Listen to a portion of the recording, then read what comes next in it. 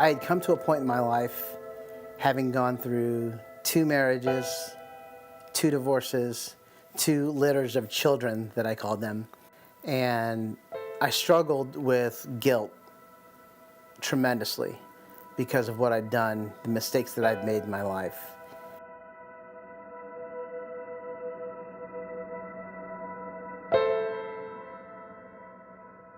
I knew what I wasn't good at, and that was probably marriage, and yet I loved my kids with all that I had, and just figured I was going to be the best dad that I could be, but remain single.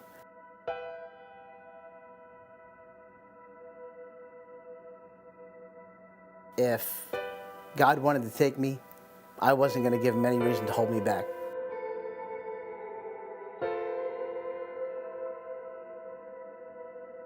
I guess you could say that I had a bit of a passive death wish because life was not how I expected it to be at 46, 47, 48 years old. The last 5 to 7 years of my life, my perspective on God had changed a little bit. I knew that I had a personal relationship with him. I knew that he was in control of all things.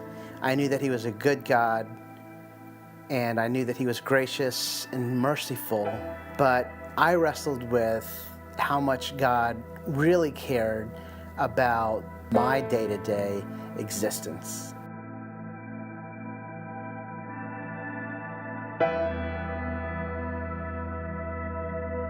It was October 14th, 2014, and I was in West Virginia and was headed back up to Ohio, and I ended up sliding off of the road and hitting a large tree at 55 miles an hour.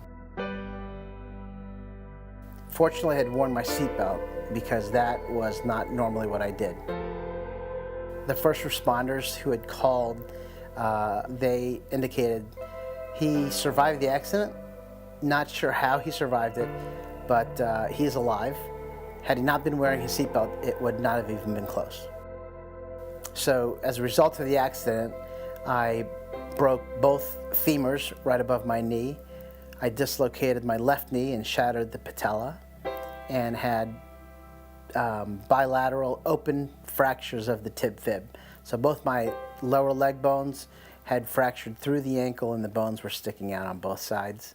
I fractured L1 and L2 in my vertebrae. I fractured the 7th rib on my left side and dislocated my left shoulder.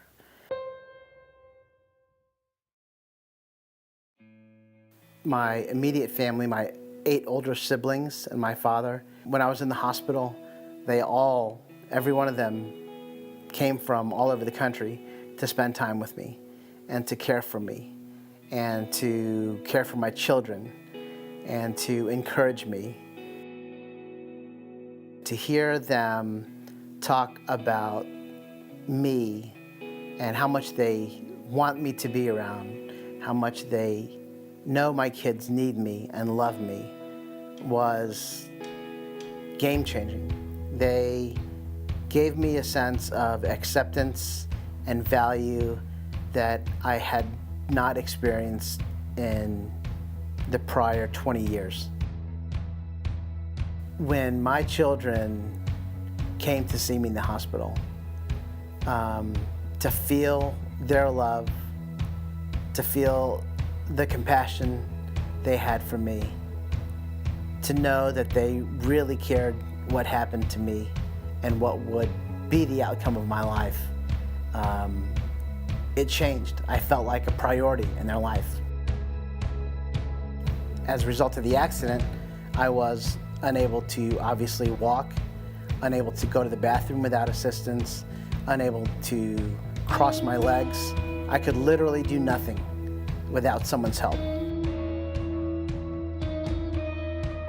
It took God allowing the accident to break me of everything that I had capabilities of, physically and emotionally. And that's what God used to grip my heart and say, you've got to let me do this. You've got to let go of yourself and your own abilities and the things that you find your confidence in, and trust me entirely.